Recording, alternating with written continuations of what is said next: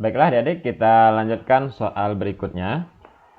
Suhu suatu zat menyatakan A. Jumlah molekul zat, B. Tingkat kenaikan volume zat, C. Tingkat pemuaian zat, D. Tingkat panas atau dinginnya suatu zat. Nah, soal ini berkaitan dengan konsep suhu. Nah, adik-adik pasti sudah tahu jawabannya, bahwasanya suhu itu adalah tingkat panas atau dinginnya suatu zat. Jadi kalau seseorang menyatakan tentang suhu, maka yang tergambar bagi kita adalah benda itu panas atau dingin ya. Nah, maka jawaban untuk soal ini adalah D.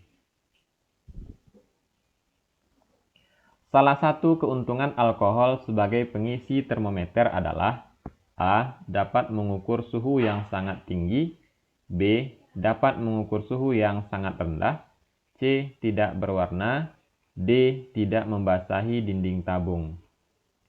Nah, soal ini berkaitan dengan jenis-jenis cairan pengisi termometer. Untuk alkohol ada beberapa keuntungan yang dapat diambil sebagai cairan pengisi termometer. Nah, ini keuntungannya. Yang pertama, harganya relatif lebih murah dibandingkan air paksa. 2. Mudah didapat. 3. Termometer alkohol lebih teliti karena kenaikan suhu yang kecil dan alkohol mengalami pemuaian volume yang besar. Yang keempat, nah ini yang dimaksud di soal, termometer alkohol dapat digunakan untuk mengukur suhu yang sangat rendah karena titik beku alkohol min 130 derajat Celcius ya. Jadi jawaban untuk soal ini adalah B ya, dapat mengukur suhu yang sangat rendah. Jadi ini salah satu keuntungan dari alkohol. Pada pemanasan zat cair dan zat padat yang dipanaskan secara bersamaan dalam waktu dan perubahan suhu yang sama, maka pemuaian pada zat cair akan lebih besar daripada pemuaian pada zat padat. Hal ini dapat diperlihatkan pada peristiwa A. Panci yang berisi air penuh, ternyata sebagian airnya tumpah ketika sedang mendidih. B. Gelas yang penuh berisi air, dinding luar gelas akan basah. C. Gelas yang berisi es dan air penuh, ternyata bila es mencair seluruhnya, tidak ada yang tumpah. D. Penguapan air laut yang disebabkan oleh pemanasan matahari. Kita ulas sedikit apakah yang dimaksud dengan pemuaian ya. Nah, pemuaian itu adalah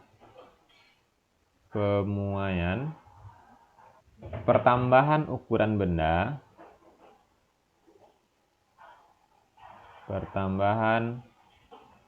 benda ketika dipanaskan.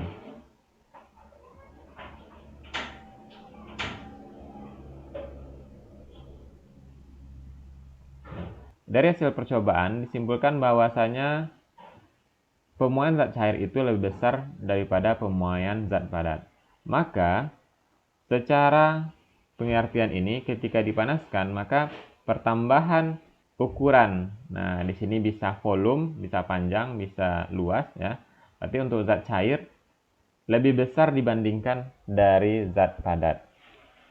Maka peristiwa yang menunjukkannya adalah kita lihat mana zat cair yang lebih banyak memuai. Nah, peristiwa itu ditunjukkan oleh pilihan jawaban A ya. Jadi ketika panci yang berisi air penuh sama-sama dipanaskan dalam waktu yang sama, ternyata ada sebagian airnya yang tumpah. Nah, berarti di sini volume air ketika dipanaskan menjadi lebih banyak atau memuai lebih cepat dibandingkan dengan wadah pancinya ya. Berarti itu menunjukkan pemuaian zat cair lebih besar daripada pemuaian zat padat. Seorang peserta didik mengukur suhu air dengan menggunakan dua buah termometer seperti gambar. Jika suhu air hasil pengukuran pada termometer Celcius diketahui seperti gambar, suhu pada termometer Fahrenheit adalah A 60 derajat, B 108 derajat, C 140 derajat, D 172 derajat. Nah, baiklah adik-adik, soal ini berkaitan dengan konversi suhu pada termometer dari Celcius ke Fahrenheit. Ya. Yang pertama kita ingat kembali perbandingan antara Celcius dengan Fahrenheit ya. Celcius banding Fahrenheit itu angka perbandingannya adalah 5:9. Kemudian rumusnya menjadi derajat Fahrenheit itu sama dengan 9/5 dikali derajat Celcius, nanti hasilnya ditambah 32. Kenapa? Karena titik beku pada Celcius itu 0 derajat, sedangkan pada Fahrenheit 32 derajat. Maka harus nanti ditambah 32 ya. Nah, kita masukkan angkanya 9/5 kali data ini diketahui Celcius 60 derajat. Ya, kita kurung dulu tambah 32. Nah, di sini kita sederhanakan terlebih dahulu. 60 bagi 5, 12. Maka kita peroleh 9 kali 12 sama dengan 108 ditambah 32 sama dengan 140 derajat. Nah, gampang ya adik-adik. Oke, jawabannya adalah C. Nah, yang perlu diingat di sini adalah yang pertama perbandingan suhu, kemudian untuk Fahrenheit itu nanti ditambah 32. Nah, sebaliknya ketika Fahrenheit yang diketahui ditanya Celcius, maka dikurangkan dulu 32 ya, adik-adik. Perhatikan gambar di bawah ini ya. Di sini ada gambar tentang perubahan wujud zat. Peristiwa perubahan wujud zat yang melepaskan kalor ditunjukkan nomor. Oke. Nah, di sini konsepnya adalah dalam peristiwa perubahan wujud zat itu ada yang membutuhkan kalor dan ada yang melepaskan kalor. Nah, untuk mudah mengingatnya, adik-adik, silahkan buat diagram seperti ini terlebih dahulu. Jadi yang paling atas itu yang paling ringan masanya, yaitu udara ya atau gas. Kemudian zat cair, dan yang paling berat itu ya adalah padat. Dalam perubahan wujud ini, dari yang lebih berat masanya atau kepadatannya akan membutuhkan kalor ya. Jadi kalau panahnya naik ke atas itu butuh kalor. Ya, kalau panahnya ke atas. Sebaliknya kalau panah ke bawah itu melepaskan kalor.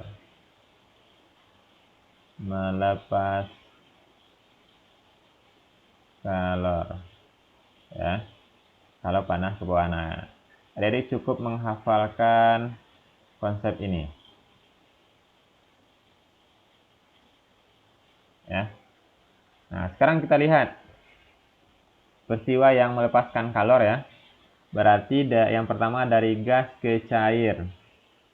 Gas ke cair berarti nomor 3. Oke, satu lagi, ada yang terlupa, berarti dari gas ke padat. Ya. Nah, di sini berarti satu lagi nanti dari padat ke gas. Ya, berarti kita tambahkan yang ini dulu, kita cari dari gas ke padat. Gas ke padat berarti nomor 6. Oke. Kemudian lagi dari cair ke padat. Cair ke padat 2.